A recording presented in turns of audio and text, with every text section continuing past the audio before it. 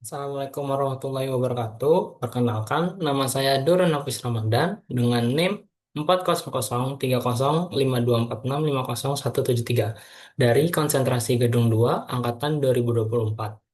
Di sini saya ingin presentasi tentang konsep dan penerapan skala dalam bidang konstruksi.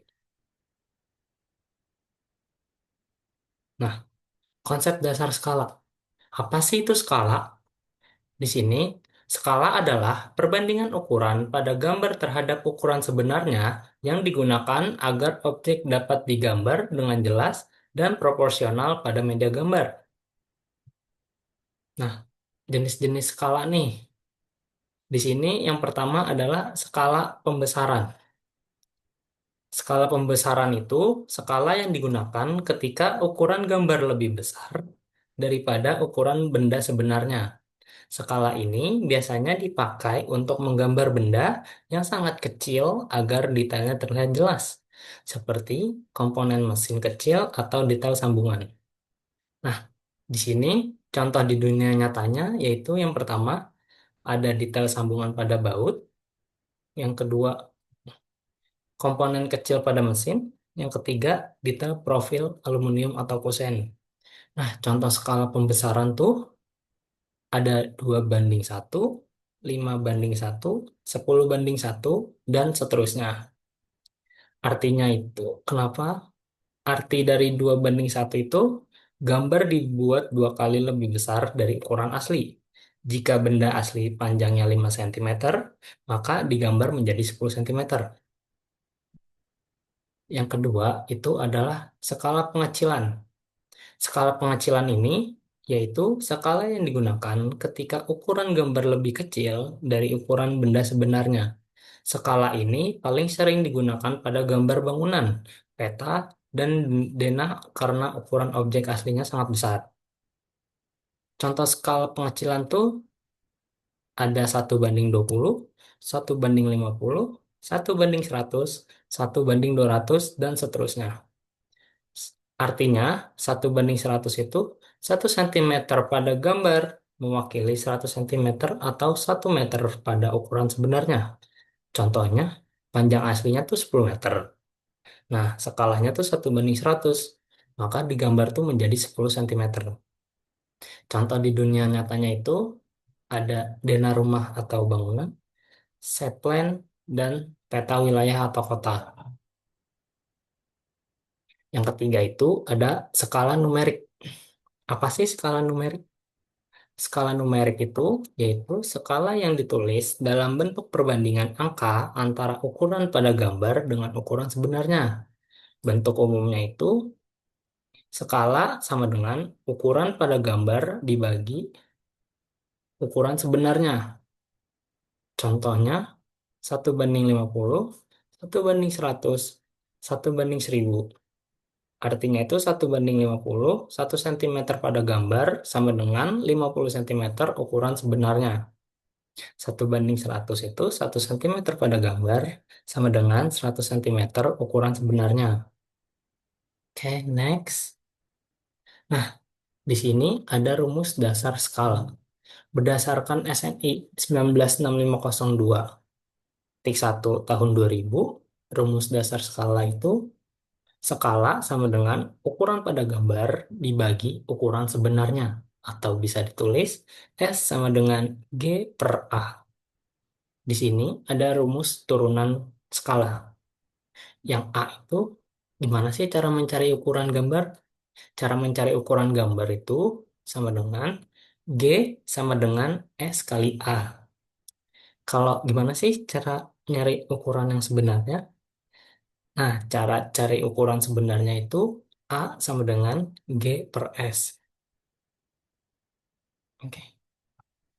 Nah, di sini ada contoh menghitung ukuran sebenarnya dari ukuran gambar.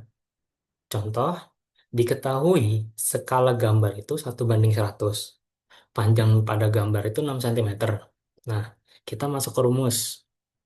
Rumusnya itu ukuran sebenarnya sama dengan ukuran gambar dikali skala. Jadi kita tinggal masukin aja deh ukuran sebenarnya itu 6 cm dikali 100. Jadinya 600 cm. Nah, kita ubah menjadi meter, dibagi dibagi 100 itu menjadi 6 meter. Jadi ukuran sebenarnya di lapangan itu ialah 6 meter. Next, yang kedua, contoh menghitung ukuran gambar dari ukuran lapangan. Contohnya ini, diketahui skala 1:50 dan panjang sebenarnya itu 10 meter. Kita ubah jadi 1000 cm. Nah, kita masuk ke rumus. Rumusnya itu ukuran gambar sama dengan ukuran sebenarnya dibagi skala. Perhitungannya, ukuran gambar sama dengan yang 1000 cm itu kita masukkan dibagi 50 menjadi 20 cm. Jadi, ukuran pada gambar itu adalah 20 cm. Next, kita masuk ke contoh menentukan skala dari ukuran gambar dan ukuran sebenarnya. Di sini ada contoh ukuran pada gambar itu 5 cm. Untuk ukuran sebenarnya itu 5 meter. Lalu kita ubah menjadi cm, yaitu menjadi 500 cm. Kita masuk ke rumus. Rumusnya itu yaitu skala sama dengan ukuran gambar per ukuran sebenarnya. Nah, kita tinggal masukin aja deh. Perhitungannya itu skala sama dengan 5/500. Hasilnya itu 1:100. Jadi, skala pada gambar adalah 1:100. Next, contoh yang keempat itu ada menentukan skala berdasarkan ukuran kertas. Maksudnya apa sih? Nah, maksudnya itu menentukan skala yang tepat supaya objek yang digambar dapat muat di kertas gambar. Karena ukuran bangunan atau objek biasanya sangat besar, maka harus diperkecil dengan skala tertentu agar sesuai dengan ukuran kertas. Contoh kertasnya itu ada A4, A3, A2, dan yang lain-lain. Nah, di sini ada contoh untuk menentukan skala berdasarkan ukuran kertas. Diketahui ukuran bangunan sebenarnya yaitu 20 meter dikali 12 meter. Ukuran kertas A3 itu 42 cm dikali 29,7 cm. Area gambar efektifnya, nah kita kurangin kurang lebih 2 cm karena buat marginnya. Nah, panjang kertas itu 42 dikurang 4 sama dengan 38 cm. Lebar kertasnya 29,7 dikurang 4 sama dengan 25,7 cm. Nah, kita masuk ke perhitungan. Perhitungannya itu yang 20 meter kita ubah jadi 2000 cm, yang 12 meter kita ubah jadi, kok 20.000? 2000 cm, yang 12 meter kita ubah jadi 1200 cm. Coba kita gunain pakai skala 1:100. Nah, jadi ya udah tinggal masukin aja deh. 2000 per 100 jadi 20 cm. Sedangkan yang 1200 itu tinggal 1200 per 100 sama dengan 12 cm. Jadi, ukuran gambar menjadi 20 cm kali 12 cm. Nah, ini kita masuk ke studi kasus nih. Kita pakai Dena lantai 1 PGSD Kampus Tegal. Skalanya itu 1:200. Nah, kenapa sih kita milih skala tersebut? Kayak kenapa sih harus skala 1:200? Ada alasannya nih. Kenapa sih skala 1:200 itu digunakan? Karena ukuran bangunan cukup besar sehingga jika digambar dengan skala lebih besar, misalnya kayak 1:50 atau 1:100, kemungkinan tidak muat pada kertas gambar.